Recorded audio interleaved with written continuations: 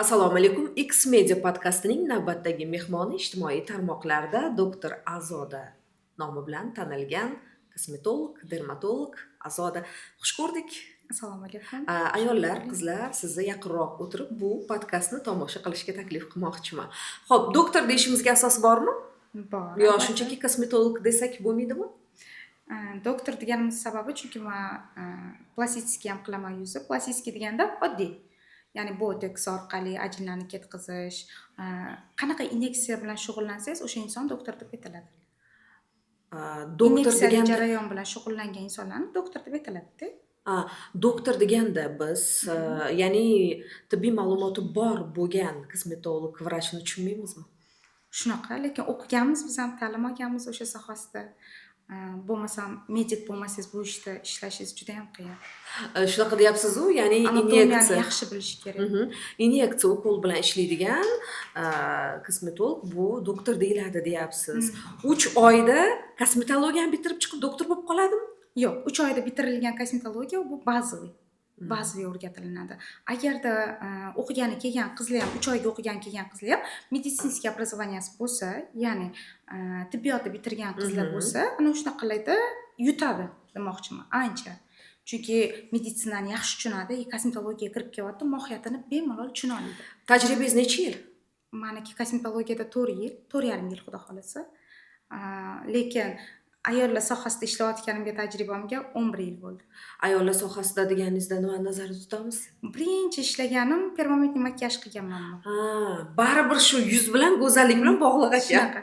Soch qilganman, vizajistlik bilan shug'ullanganman, ko'pchilik taniydi shunaqa sohalarda. Keyinchalik borib kipriklarga o'qidim. Xullas salon sohasida ancha vaqt o'z faoliyatimni olib bordim. Keyin opachamlar qo'ymadilar, kosmetologiyani ham o'qib olgin, o'zing sohangga yaqin juda ham. Ayollar bilan ishlaysan, unaqasiga ham, bunaqasiga ham. Hamma pul kosmetologda yo'q bugun dedilarmi? Yo'q, unaqa demaydilar, o'zimiz chiroyli bo'lamiz dedilar. San bahona dedilar. San yaxshi, shu kosmetologiya ancha bizga arzonga tushardi. San agar mana shu sohani o'rgansang, biz ham chiroyli bo'lib, yosh bo'lib yurardik dedilar. Baribir o'zing bilganing, o'zing ichingdagi odam bilgani yaxshi. Opam orzu qilardilar men kosmetolog bo'lishimni. Birovga yuzni ishona olmas, chunki to'ylagan, makiyajlagan faqat o'zimga ishonardilar-da. Keyin shunaqa qilib o'qib o'qitib oldilar mana. O'qidim, bilim oldim, ta'lim oldim. Va ishlab kelyapman hozir o'z ishimda. Chunki bugun kosmetologiyaga talab juda ham kuchayib boryapti. Ayollar baribir hammasi murojaat qilmayman degani ham kosmetologiyaga murojaat qilyapti, to'g'rimi? Shunaqa, ekologiyani evaziga deb o'ylayman. Va bugun eng talabgir bo'lgan qaysi yo'nalishi kosmetologiyani? Kosmetologiyani qaysi yo'nalish? Eng talab ko'p bo'lgan chiska muolajasi. Undan keyin birinchi qanaqa muolajaga kelganda ham kosmetologiyaga chiskadan boshlanadi. Yuz tozalash. Yuzni tozalamasdan turib inyeksiya qilinmaydi hech qachon. Yaxshilab yuzni tozalab, chiska qilib, hamma biladi. Ana undan keyin yuzni holatiga qaraladi. Agar ajin ko'p yuzlar bo'lsa, zilom tushib qoladi, qosh o'rtasiga chiziqlar, ana shunaqa chiziqlarni ketkazishni xohlasa, lekin yoshda, ko'rinishi katta. Ana o'shalarga vitaminlar qilamiz, oziqa beramiz teriga. Endi u tabiatan shunaqa bo'ladi, ayrimlar o'sha haqiqatan yoshga nisbatan katta ko'rinadi. Uni siz baribir deganda yoshartirib qo'ya olmasangiz Hech bo'lmaganda ajinlarni tozalab, yuzlarni yaltiratib beramiz. Yuz ancha odamni yosh ko'rsatadi. Hech narsani o'zgartirmasdan turib ham mumkinmi? Da, teringizni oziqlantirsangiz, ter sog'lom ter, baribir sog'lom ter qaraganingizda. Agarda yuzda ajin yo po'ralari katta terlarni ko'rsangiz, yuzlar ancha buzilib ketgan ekan deysiz-da, g'idir-bidir yuzlar bo'lsa, kim xohlamaydi tiniq, chiroyli yosh yuzni. Va o'sha faoliyatim davomida ko'p mana shu ayollar bilan suhbatda bo'lsam, ayniqsa agar qishloq ayollarini oladigan bo'lsak, haqiqatan ham parvarish ko'rmagani uchun ancha masalan yosh mendan kichkina bo'ladi-da, lekin yuzlarida siz aytgan shu chuqur ajinlar bo'ladi. Bu teriga qaralmaganlik va agar makiyajga olib borganingizda, masalan shu ko'rsatuv bahona makiyajga olib borganingizda vizajistni bilan ishlashi ham qiyin-da. Shunaqa. Lekin ishlashmayapti, yaxshi. Hozirgi vizajistlarimiz ancha yaxshi. Yopib berishadi, faqat bir kunlik-da, har kunlik emas. Har kunlik muolaja baribir kimning yuzi har kuni ertalab turganda tiniq bo'lishini xohlamaydi. Ajinlari ketgan, yosh ko'rinishni xohlamaydi. Kim agar ertalabdan turishingizdan yuzingizda 2-3 ta o'g'ri ko'paygan bo'lsa, yokida yuzingiz qizargan holatda ertalab uyg'onsangiz, shish holatda yuz uyg'onsa-da, oynaga qarab o'zingizga o'zingiz tushkunlikka tushmaysizmi? Odam energiyasi qachon bo'ladi? Ertalab oynaga qaraganda svejiy, chiroyli husnni ko'rib, o'ziga o'zi samouveren deydi-ku. O'sha qarang-da, mana sizni shu tajribangizdan kelib chiqib aytadigan bo'lsak, ayollar keladi-yu yoningizga, shunaqa tushkun kayfiyatda kelib, keyin o'sha bitta ikkita muolajadan keyin o'ziga bo'lgan ishonchi kuchayib, oilasidagi vaziyat ham haligi turmush o'rtog'ini unga e'tibori yaxshilanib, shunaqa bir довольный mijozlar. Hammasi. Menda hammasi. Xursand bo'lib ketishadi. O'z oiladan siqilib kelsa ham настроениялari ko'tarilib, endi biz gaplashamiz-ku. Ayollar sohasi deganda shu narsa kiradi-da. Ayollar uydan siqilib kelishadi-da, ana ishdan, muammodan, tashvishdan siqilib kelishadi-da, bizani yonimizga kelgandan keyin maza qilib gaplashib o'tirishadi. O'zi eng ko'p ayollarning sirini biladiganlar bilasizmi kim? Sartaroshlar bo'ladi, kosmetologlar bo'ladi. Borgandan keyin ishonib aytadi, topshiradi. To'ppa-to'g'ri, chunki oilasini biz tanimaymiz-da. Bilmaymiz qanaqa, kim, oilasidagilarni bilmaganimiz uchun bizga ishonadi. Ertaga misol uchun qaynonasiga ishona olmaydi, qaysinglisiga ishona olmaydi, gapira olmaydi ichidagi gaplarini. Lekin kosmetologlarga kelsa, shu salon sohasida ishlayotgan ayollarga kelsa, maza qilib pinlanib, anaqa nima desam bo'ladi, dam olib ketishadi. O'sha negativlar ichidagi nimalar chiqib ketadi-da o'z-o'zidan. Ketishadi. Qanaqa muolaja qiling, yoqaveradi. Bu kosmetologik muolaja shunda hozir gaplaringizdan bilish mumkinki, faqat u tashqi ko'rinishga emas, ruhiyatga ham ta'sir qiladi. Albatta. Salonga borishda ayollarda ikkilanadigan bir muammo bor, bu sterilizatsiya. Ya'ni kosmetolog, manikyur, pedikyur ga borganda ayollarda bitta narsa, ya'ni hamma o'sha vositalar sterilizatsiya qilinganmi, gigiyenik boradan ishonib topshirsa bo'ladimi, o'z terimizni degan qo'rquv bo'ladi. To'g'ri. Endi bizda hozir bunaqa sterilizatsiya qilinadigan idishlarimiz ham yo'q. Hamma narsa одноразовый. Hamma narsa. Bitta insonga bitta ochiladi. Misol uchun. Nima ishlatiladi? Perchatka kerakli narsamiz, maska, kushatkaga qo'yadigan narsalar одноразовый bilasiz. Unga ishlatilayotgan muolajaga ko'ra ham hamma narsa одноразовый bo'ladi. Bizda umuman boshqa klientdan boshqa klientga ishlatilmaydi hech nima. Lekin bitta gap bor edi-ku, haligi nimani labga masalan qo'yish, filler deyiladimi? Xo'p, ochildi, ikkita klientga qilaman deyiladi. Xato. Ko'pchilik unaqasiga ham, bunaqasiga ham gapirib chiqdi. Bitta filler, bitta shprisni ochgandan keyin ikkita odamga qilish. U mumkin emas. Qanaqasiga? Misol uchun mana oddiygina Novokain, Analgin, Dimitrov olsak ham bitta shprisni o'zimizga tortib olamiz-da, keyin qolgan onamizga, sinimizga jo'natib yubora olganmizmi oldindan? Meditsinada yo'q, bitta shpris hech qachon ishlatilmagan. U ortib qolsa ham to'kib yuboriladi. Uchi almashadi, to'g'ri. Almashganda ham nasotkasi uchini shprisni almashtirib boshqa yengi qo'yib qilinadi. Ikkinchi odamga qilsa ham. O'shaning evaziga toza, одноразовый deb aytishadi. Endi uchi baribir sterilizatsiya qilingan bo'ldi, almashtirildi, boshqa yengitdan qo'yayotgandek. Lekin biz ichiga proba tortamiz-ku. O'sha ichidagi baribir oziqa bitta odamga ketishi kerak. Bitta preparat bitta odamga qilinishi kerak. Bu narx masalasiga borib taqaladi-da, shuning uchun ko'pchilik mana shu yo'lni tanlab qo'ya qoladi. Bundoq qarasangiz Ali xo'jali bo'ladi. 05 qo'ydirsa ham, 1 qo'ydirsa ham bir xil. Ozginagina qo'shyapti, o'zini sog'lig'ini asrab qolyapti. Qo'yni xotirjam bo'ladi-da. 05 qo'ydirishinglarni hech qachon tavsiya qilmayman. Undan ko'ra 05 sizlarga qo'yib beray. 05 xohlayapti, bironta klientim. 05 ni berib yuboraman, uyda saqlasa bo'ladi bemalol. Xolodilnikda. Ochilgan holatda saqlasa bo'ladimi? Da. 3 oygacha saqlab bersa bo'ladi bemalol. Biz endi 1 oyga ham yetib bormaydi, chunki juda ham yumshoq gel qo'yaman men, qattiq gellar bilan ishlamayman umuman. Ochganimdan keyin 05 qo'yib bering deyishab qo'rqishadi-da, endi anaqa uyimda xo'jayinimga yomon ko'rinib qolmay, birdaniga sekin-sekin ko'zlarini o'rgatay deyishadi. Endi ozgina ayollarda qo'rquv bor. Bo'ladi, oilali ayollarda hammasida bor. Xo'jayinisiga birdaniga xunuk ko'rinib qolsa, keyin xo'jayinisi bo'ldi, boshqa qildirma deydi. O'shaning uchun ayollar sekin-sekin etap-etap ko'tarishadi lablarini. Har kelganlarda ozgina vitamin tariqasida berib qo'yamiz. Ham влажный bo'lib turadi lablari, sochli. Shu mavzuni ochdingizda endi ayollar bekitib kelishadi-yu, ko'pchiliklar turmush o'rtog'iga keyin shuni orqasidan bir qanaqadir janjal to'polon bo'lmaydimi? Bir marta bo'lgan. Ruxsat so'ramaganda chunki. Xo'jayinlar telefon qilgan, menga nima qildingiz labiga, to'g'risini ayting deganlar. O'shanda o'sha ayolni olib chiqib ketib qolganman. Keyin voy dedim, ozgina reaksiya berdi menimcha dedim. Lablariga увлажняющий qildik dedim. Qurib ketgan ekan, shunga dedim, o'zlarini qonlaridan plazmasini olib o'shani qildik lablariga dedim.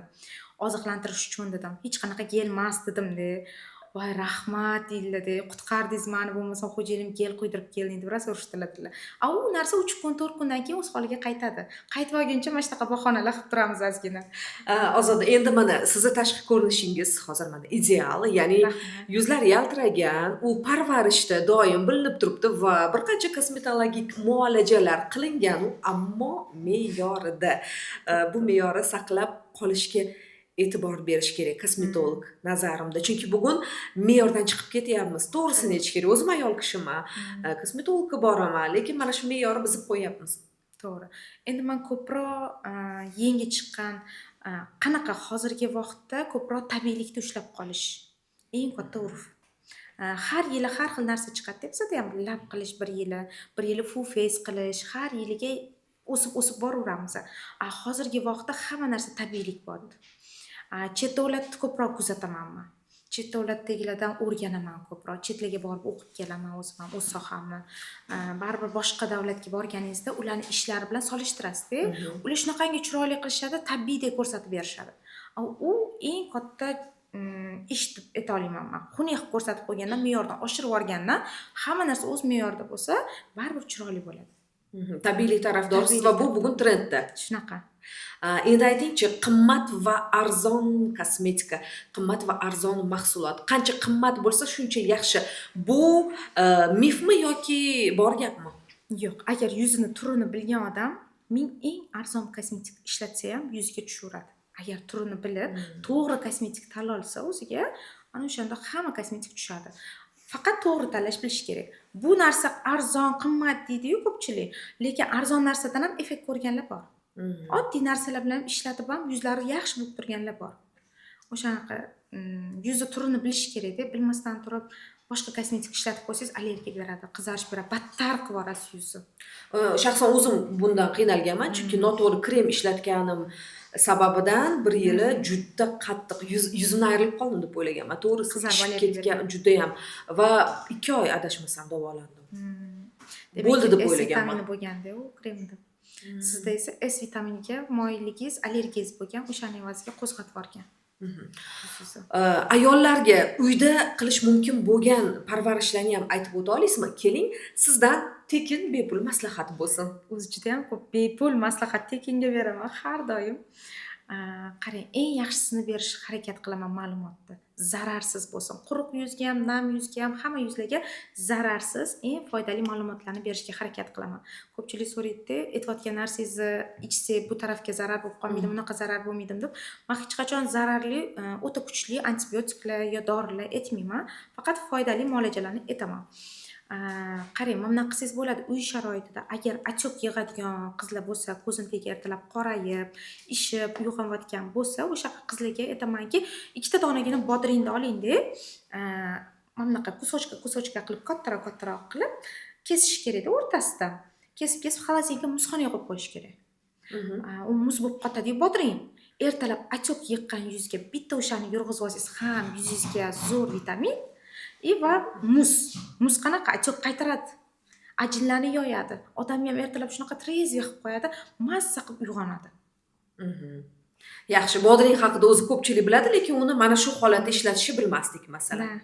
Muz qilib bitta ishlatib ko'ring, yuzingiz svejiy bo'lib qoladi ertalabdan.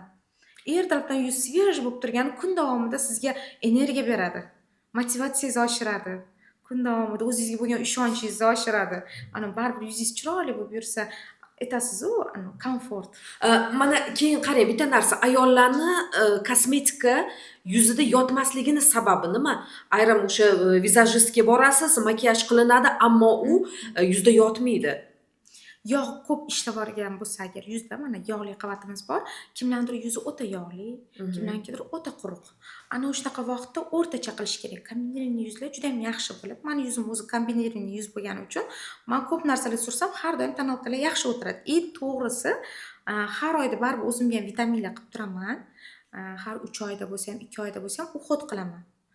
Bir xil me'yorda ushlab turish uchun. Chunki men yuzim yog'lanib ketadigan turga kiradi-da. Yog'lanishni boshlagandan keyin hech qanaqa tonalka tushmay qoladi yuzimga. Tonalka qusti degan narsa bor. Ko'pchilik shunaqa deydi, menga kelgan qizlar hamda. O'zimizdan tilda, jaydar tilda gapiraman. tonalka suryapman, tonalka yuzimdan qusib tashyapti deydi. Nima qilsam bo'ladi deydi. Yog'li yuzlarda skladka bo'lib ketadi, yuzida tonalka. Quruq yuzlarda esa ko'chayotganga o'xshab ter bo'lib qoladi. Ana o'shunaqa vaqtda yuzga, конечно, vitaminlar, yaxshi vitaminlar quydirib tursa, har 3 oyda, 4 oyda sezon almashadi-yu, o'shunaqa vaqtda ko'p kuzatiladi. Parvarishga borib taqalar ekan baribir. Azoda, bugun yana bir kosmetologlarni eng daromad keltirayotgan jihati bu haligi ozdiradigan moslamalar, vositalar chiqqanligi. Siz ham undan foydalanyapsizmi? Ya'ni siz ham qo'llayapsizmi? Baqbaqalar bo'ladi bir xil ayollarni. Juda ham xunuk ko'rinadi, bilasizku, mashitli ko'tarishi. Ana shunaqa vaqtda lipolitik qilamiz. Oz miqdorda yog' eriydi. 3-4 marotaba kurs lecheniya qilib olsa, ancha yog'i kiradi. Savolim boshqacharoq edi. U qorindagi yog'larni eritish haqida edi. Unga ham qilsa bo'ladi, qoringa ham lipolitik. Munjaro haqida nima deysiz? Munjaro men qilmayman. Qilmaysiz-a? Nima uchun? Mana shuni ham aytib ketayim. Mana bugun ko'pchilik ayollarni hozir bir nima desa bo'ladi, kasal bo'lishdi-da, shu risk qilmayman men hech qachon bunaqa narsaga. Munjaro endi to'g'risini aytsam, katta vrachlar uni tekshirib, obdon ko'rikdan o'tib, mumkin bo'lsagina olsa bo'ladi. To'g'ri aytdingiz. Lekin hammaga qilib ketaverish bu narsa. Endokrinolog bilan hamkorlikda maslahatlashib keyin qilinadigan narsa ekan. Shunaqa. Chunki aks ta'sir qilayotganlarni ham ko'rdim. Umuman mazasini qochirib qo'ydi kimlarnidir, ko'p ayollarni, kimdir yaxshi natijaga erishdi, dugonasi uni ko'rib qilganida umuman boshqa natija berdi. Shunaqa. Katta doza qilib yuborishadi, kichkina doza. Uni tanlash bilish kerak. Doktor odam faqatgina u narsani o'zini sohasidagi doktor. Hamma narsani o'zini sohasida ish qilish kerak deb bilaman. Kosmetologlar o'zini sohasini, doktorlar o'zini sohasini. Hammani o'zini sohasi bor. Lekin men bu narsani tavakkal qilmaganman. Hali umuman Natfilus ham chiqdi, tavakkal qilib ko'rmadim. Ko'p narsalarda tavakkal qilmayman men. Odamlarda sinab ko'rmayman. Birinchi kuzataman qanaqa bo'lyapti, effekt qanaqa beryapti. Zo'r bergan taqdirda ham baribir men bu ishga kira olmayman. O'zim ishimda qolaveray. Azoda, endi bugun kosmetologiya sohasida raqobatchilar juda ham ko'payib ketdi, to'g'rimi? Kosmetolog ko'p, ularni reklamasi ham yaxshigina hozir. Bu raqobatchilardan ajralib turish uchun nima qilish kerak? Sizning fishkangiz nima? Mani fishkam ushlab qolish klientlarni. Har qaysi yo'l bilan? Endi qarang, siz menga keldingiz-da, mendan rozi bo'lib chiqib ketyapsiz, to'g'rimi? Ya'ni ishonib keldingiz va qanaqadir yoqmasdan chiqib ketmayapsiz meni yonimdan-da. Xursand bo'lib chiqib ketyapsiz. Qaytadan yana menga kelarmidingiz? Nastreniyangiz ko'tarib, nimadir muolaja qildirdingiz, effektini ko'ryapsiz-da, natijani ko'ryapsiz. Bittada yonimga keldingiz, oldingi holatingizni o'zingiz bilasiz-ku, keyin kosmetologda yotganda natijani ko'ryapsiz, xursand bo'lib ketadi hamma. Yana qaytib keladi. Raqobat menda yo'q. Naprotiv, unaqa narsa, raqobatchilik degan narsani men olib bormayman. Hammani o'zini rizqi bo'lik deydi-ku, karvon keng, rizqi bo'licha. O'shaning uchun hammani o'zini rizqi bor, o'zini klienti bor, bazasi bor. Menda ham xuddi shunaqa necha yillik klientlarim bor. Aylanib kelishaveradi. Sizga misol uchun chiroyli yuzingizga biron bir narsa qildim-da, ishlov berdim yuzingizga, o'rtoqlaringiz ko'rdi, yuzingda nimadir o'zgarish so'raydi albatta. Kimga bording deydi. Kimga bording deydi. Yaxshi qilingan bo'lsa agar. Ishonchli qilingan bo'lsa, sizda zo'r turibdi, o'zidan ham qildirish xohlaydi-da, o'rtog'ini olib keladi. Mana shunaqa qilib menda ko'paygan, kengaygan. Demak, o'zingiz doimiy mijozlaringiz bor, ishonib topshiradigan mijozlari bor va bugun reklamani kuchi qanaqa? Reklamani kuchi bilasizmi, qanaqa bo'ldi? Yangi joyga o'tdim, joyimni o'zgartirdim. Har doim joy o'zgartirgandan keyin ozgina vaqt klientlar topolmay qoladi. Telefon qilishadi, sharoit bo'lmaydi kelishga, uzoq joyga keldim endi. Men oldingi joylarim Olmaliqda ochganman. Olmaliq shahar bilsangiz kerak. Nurafshonda ochdim. Hozirgi vaqtda Toshkentdaman. Oldin o'z Toshkentda ishlardim, keyin Yo'qlardan ham ochdim, Yo'qlarda ham ishlab ko'rdim, o'z faoliyatimni yurg'izdim. Hozir Yo'qdan ham klientlar keladi. Hamma shahardan klientlarim bor. Xudoga shukr, Turkiya shahrida ham bor, kutishadi, Dubayda. Hamma joyda klientlarim bor. Shunaqa yig'ib olganman o'zimga yarasha. Endi bu sohada men 10 yildan oshiq shu sohada bo'lganimdan keyin, ana nima yangi narsa o'rganib kelsam, birinchi bana eski ko'p klientlaringizcha, "Men bunaqa narsa olib kirdim" desam, srazi kelishadi. "Davay qil, menda sinab ko'r." Hamma menda sinab ko'r deydi. Sinashga juda ham ko'p anaqalarim, klientlarim. Shunaqa qilib Va siz hozir aytyapsiz, juda ham ko'p hududlarga ham boraman deb, ya'ni bugun kosmetologlar, vizajistlar o'sha Turkiyaga borib ham mijoz qabul qilishyapti, Dubayga borishyapti. U jarayon qanaqa bo'ladi? Buni kimdir bir zimmasiga oladimi? U yerdagi mijozlar qanaqa topiladi? U yerdagi mijozlar, men oldin ishlagan joyim bor edi salonda. O'sha salonda ikki etажkada pastida kosmetologический joy qilishgan. Bitta xonasini har doim borsam menga tayyor turadi. Nimadan? Klientlar qanaqa qilib borib, ular ko'rishgan ishimni, u yoqda ham xuddi shunaqa narsa-da. Mana ko'rgan o'rtog'i ishxonasidagi qo'shnilari ko'rganda yig'ilgan. Yana yig'iladi-da, ozada qachon keladi kutishadi meni. Ular yozdirilib kutadi. Juda ham vafodor ular. Maza ushlab kelaman borsam, ancha yig'ilib qolishadi. Keyin men ularga aytaman, bilet olishimdan oldin, Turkiyaga uchishimdan oldin ishxonamga aytib qo'yaman-da.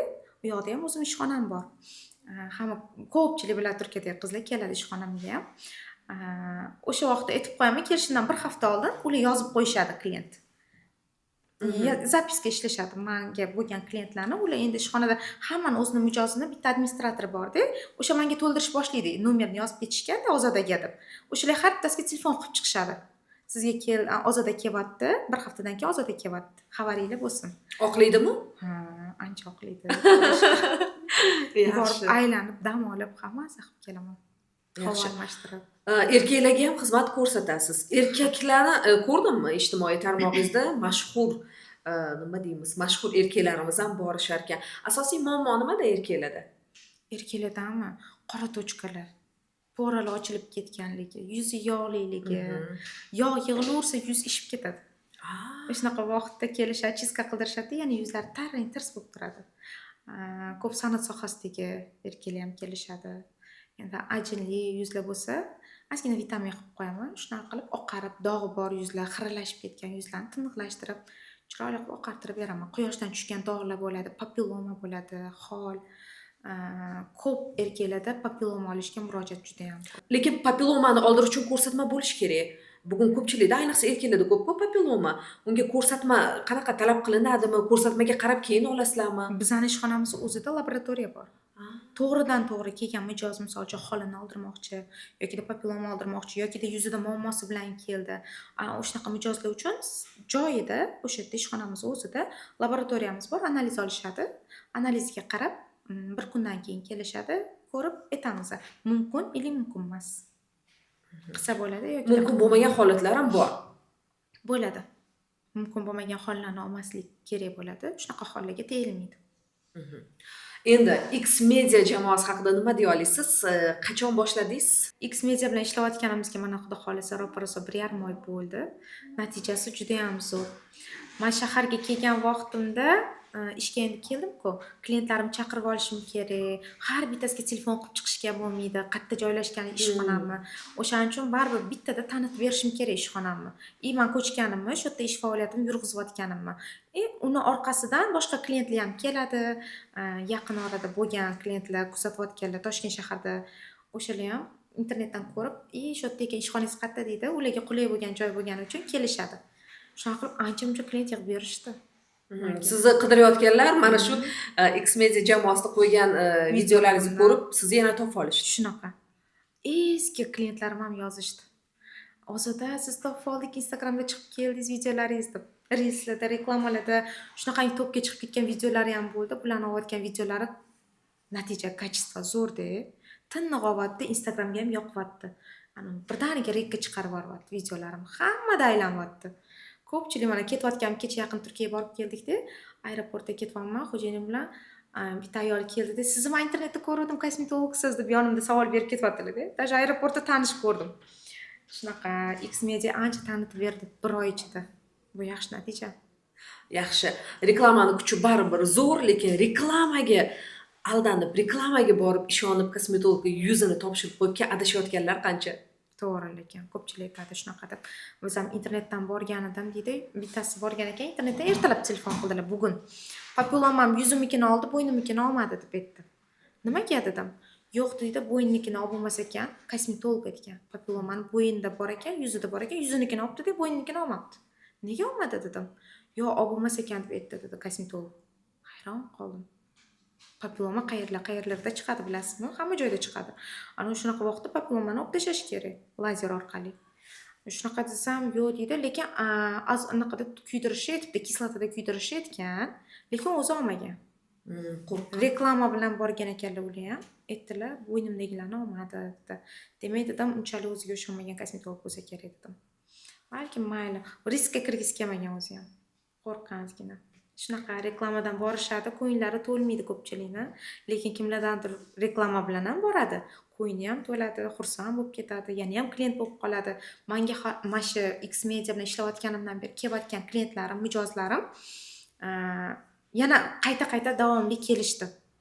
Bir marta kelib yo'q bo'lib ketishmadi. Farg'onalardan ham kelishdi. Imенно X Media bilan ishlayotganimdan beri har xil anaqadan shaharlardan kelishdi. Viloyatlardan. Bittasi kechadan oldin kuni keldilar. Farg'onadan qidirib keldim sizni dedilar. Videomni ko'rib, Instagramdan ixlos qilibdilar, shu qizga boraman. Nima qildirsam, shu qizga qildiraman. Keyin keldilar. Ishonch oqlandi. Oqlandi. Yana keladilar, xudo xolisa.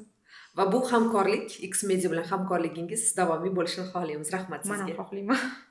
Ozoda, bilasizmi, biz ayollarni eng og'riqli nuqtamiz bu erkakni xiyonati. Juda ko'p ayollarga o'sha eri xiyonat qiladi va ana o'shandan keyin ayol kishi o'ziga qarashni boshlaydi. Erim yurib ketdi deydi. Dodvoy nima qilay deydi. Keyin aytadi, sen o'zingga qaramagansan deyishadi. To'g'rimi? To'g'ri. Sizni yoningizga ham mana shu eri xiyonat qilib, ana undan keyin shu tashqi ko'rinishni ozgina o'zgartirish, o'ziga qarash niyatida kelgan ayollar bormi? Juda ko'p. Juda ham ko'p. O'zi ko'proq ayollar shunaqa bo'ladi, qanaqadir tushkunlikka tushib qolgan vaqtida o'ziga qarashni boshlaydi. Ayollarni o'zi bilamiz-ku, tushkunlikka tushdikmi, nimadandir asabiylashdik, siqildik, nima qilamiz? O'zimga qaray deydi, oynaga qaraydi. Chunki tushkunlikka tushgan odam oynaga qarab o'zgarish xohlaydi. Nimaga deydi? Men o'zgarish xohlayman, bo'ldi deydi. Men ham chiroyli qiz bo'la olaman, men ham chiroyli ayol bo'la olaman. Men nimaga undan chiroyliman? Ayollarda shunaqa narsa bor-da. Bo'lmasa ham bo'lmaydi ayollarda. O'ziga o'zi baribir motivatsiya berish kerak ayol kishi. O'ziga ishonch berish kerak.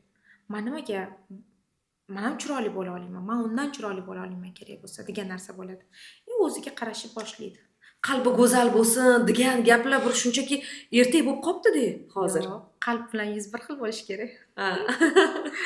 Xo'p, o'sha ayol keyin o'ziga qaradi, tashqi ko'rinishini bir risoladagidek qildi, o'ziga ishonchi ortdi. Erkak qaytadimi?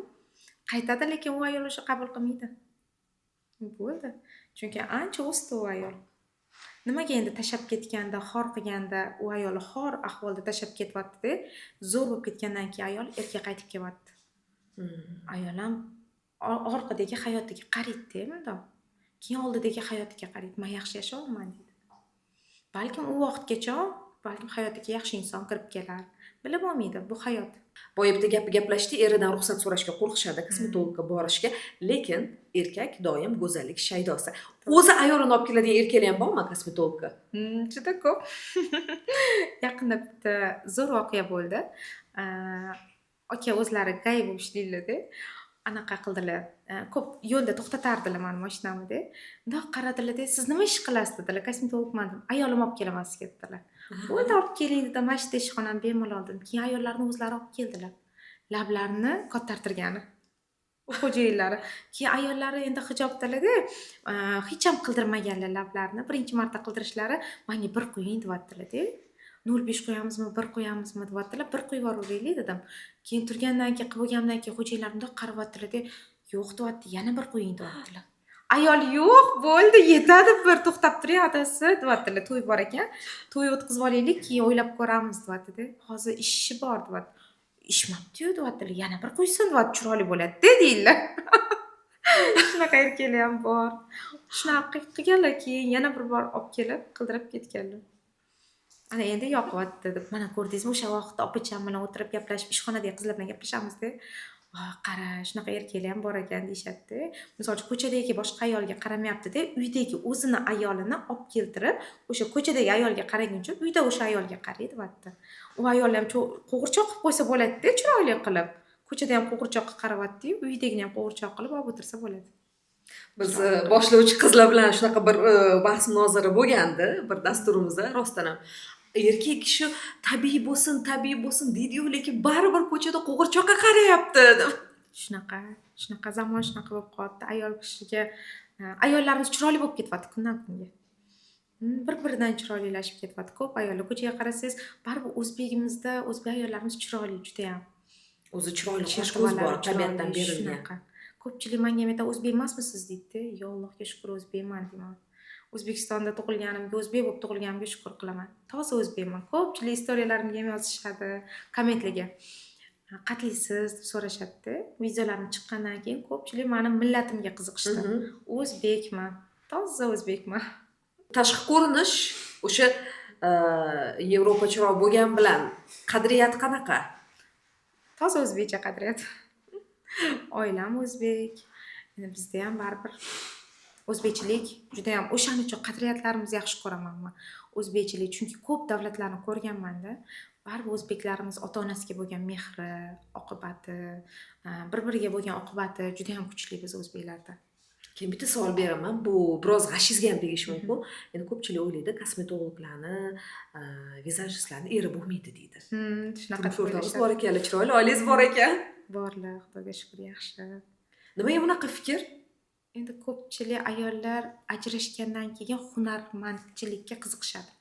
Hunarga qiziqadi. Bir xilla bu sohaning ichiga kirib kelishdan oldin ajrashgan bo'ladi. O'sha vaqtda ajrashgandan keyin ayol kishigacha katta zarba bo'ladi-da. Men zo'r bo'lib ketaman degan narsa bo'ladi. Hali qarab turing, men shunaqangi zo'r bo'lib ketaman. Ya'ni hech qanaqa erkakka muhtoj bo'lmayman. Alloh menga bersin, boshimga bersin. Shunaqangi Allohim o'zing qutqargin deb, shunaqa tavakkal bilan shunaqa hunar o'rganishadi. Ko'p erdan ajrashgan ayollar kelishadi, hunar o'rgangan bizga ham shogirdlikka oling deydi. Qiynalib qoldim. Yashash kerak. Yashash kerak, oilani boqish kerak. Bizning o'zbekchiligimizni nimaga yaxshi ko'ramiz, bilasizmi? Erkak kishi bilan ayol kishi ajrashib ketgandan keyin ayol kishiga farzand qoladi. Erkak kishi o'zi bilan farzand olib ketmaydi-yu. Erkak bo'ldi, ketdi ajrashib. Lekin yonida qolgan farzandlari qoladi-da. Ayol kishidan ham farzand bilan qoladi, ham ayol degan nomi bilan qoladi-da. Ana shunaqa vaqtda, qiynalgan vaqtda baribir ko'p ayollar o'rganadi, zo'r bo'lib ketadi. Baribir aytadi-yu, qanaqadir jahlingiz chiqsa nimagadirchi, qattiq chiranasiz o'sha narsaga. Qilamanman, uddalaymanman degan narsa bo'ladi. Bu qasdma-qasdiga ham qilasizda. Shunaqa zo'r bo'lib ketishga harakat qilasiz va zo'r bo'lib ketyapti ayollarimiz, o'syapti. Zo'r ayollardan biri bo'lib yuring doim. Rahmat, katta. Rahmat.